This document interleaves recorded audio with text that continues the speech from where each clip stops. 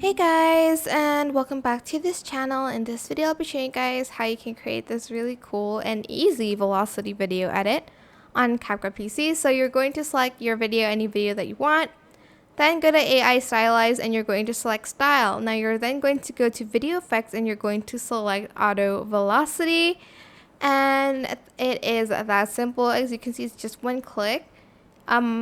Let me just wait for it to load a little bit. Just take a few minutes to process, especially if your video is a little bit longer.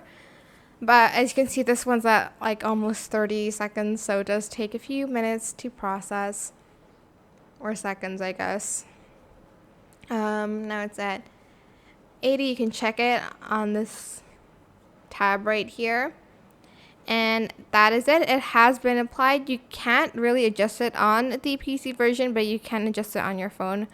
But that is it. I hope this tutorial was helpful for you guys. Don't forget to like, comment, share. Also subscribe to this channel if you haven't done that already. If you have any more questions, just leave it in the comment section down below. I will try my best to answer them all for you guys.